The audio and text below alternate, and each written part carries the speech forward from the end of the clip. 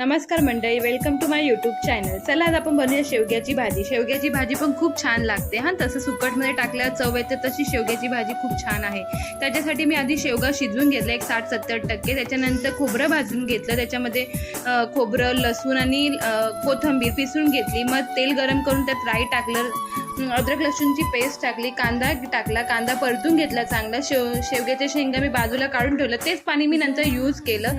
मग कांदा थोडा लालसर झाल्यानंतर ते वाटण केलं होतं ते टाकलं, हळद मीठ टाकलं, कोथिंबीर मसाला टाकला, वाटण चांगलं तेलामध्ये शिजून घेतलं, परतून घेतलं। मग शेवगा बघितलं, शेवगा तुम्ही बघू शकता कशा शिजल्या आहेत। मग ते मी वाटणामध्ये मिक्स केलं, चांगलं परतून घेतलं एक 5 मिनिटं। परतून झाल्यानंतर मी त्याच्यामध्ये थोडं मीठ चवीनुसार टाकलं आणि आपण जे शिजवलेलं पाणी होतं तेच पाणी ॲड केलं। मग त्याला एक उकळी येऊन दिली आणि त्यात कोथिंबीर टाकली। मग नंतर ऑलरेडी शेंगा शिजल्या होत्या, तर जास्त शिजायला टाईम लागला नाही। मग नंतर शेवग्याची भाजी रेडी झाली।